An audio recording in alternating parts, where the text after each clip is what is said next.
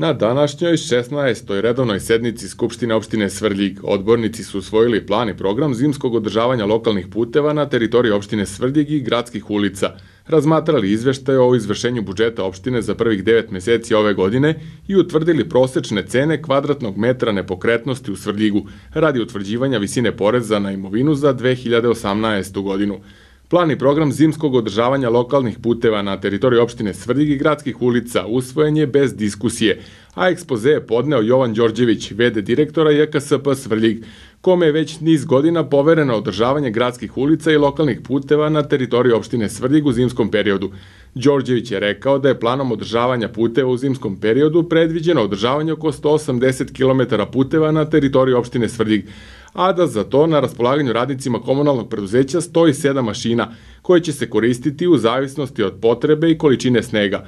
On je rekao da je ovo preduzeće spremno da se nosi sa poverenim poslovima, kao i prethodnih godina, i da ne očekuje probleme tokom predstojeće zime. Odbornici su usvojili zaključak na inicijativu zamenika predsednika Skupštine Gorana Jeremića da se od Puteva Srbije zatraži da se regionalni put R222 od Svrljiga ka Babinom Zubu uvrsti u drugi stepen prioriteta za održavanje tokom zimskog perioda. Na osnovu zaključaka Vlade Srbije, odbornici su doneli odluku o otpisu potraživanja opštine Svrljig od 2 beogradska preduzeća, građevinskog preduzeća Mostogradnja i Društva za održavanje zgrada zbog njihovog odlaska u stečaj i privatizacije. Visina otpisanih sredstava i njihova konverzija u trajni ulog subjekata privatizacije je oko 40.000 dinara za svako preduzeće i odnosi se na porez na zarade koji je trebalo da bude uplaćen u opštini. Budžet opštine za 2017. godinu projektovan je na 616.200.000 dinara. Prihodi u prvih 9 meseci iznosili su 361.337.000 ili 55,37%, rekla je Marina Savić, načelnica za finansije opštinske uprave Svrljig. Da se domaćinski poslovalo potvrđuje i suficit u opštinskoj kasi od 9.246.000 dinara na kraju 9. meseca. Najveći prihodi ostvareni su od nenamenskog transfera sa viših nivoa vlasti u iznosu od 192 miliona dinara, odnosno 66% od planiranih sredstava. Zatim sledi prihod od poreza na zarade koji je iznosio 48.288.000 ili 62% od plana, a zatim slede lokalni prihodi od poreza i taksi koji su ostvareni sa preko 60% od plana.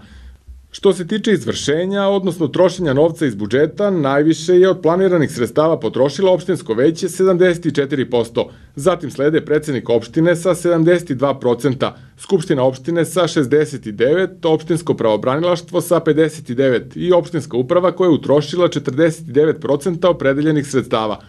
Odbornici su pozitivno ocenili izveštaj o trošenju novca iz opštinske kase u prvih 9 meseci ove godine, a određena pojašnjenja zatražio je samo odbornik Raco Mentović. Odbornica Tatjana Lazarević istakla je visinu investicija koje su ove godine realizovane kroz budžet opštine, kao što su rekonstrukcija osnovne škole, dobijanje sredstava za izgradnju još jednog mosta na Timoku, završetak gradnje višenamenske sportske hale, ali i rekonstrukciju puta ka Babinom Zubu i do sela Grbavča koji su urađeni iz drugih izvora. Na kraju današnje sednice u okviru tačke odbornička pitanja i odgovori Raco Mentović, šef odborničke grupe SPS Nova Srbija NSS, predložio je da se u Svrljigu formira fond za lečenje mladih osoba i dece kojima je neophodno lečenje u inostranstvu. On je još jednom pozvao odbornike da svoje dnevnice sa sednice uplate za lečenje Milene Jovanović iz Niševca, koje je neophodno 3 miliona dinara, a još uvek nije sakupljena ni trećina sredstava. Formiranje fonda podržala je i Tatjana Lazarević, koja je rekla da je takav fond neophodan i da postoje slučajevi gde je pomoć neophodna. Ona je takođe pozvala odbornike da svoje dnevnice uplate za pomoć Mileni, ali predsednik Skupštine ovu inicijativu kao ni prethodni put nije stavio na glasanje.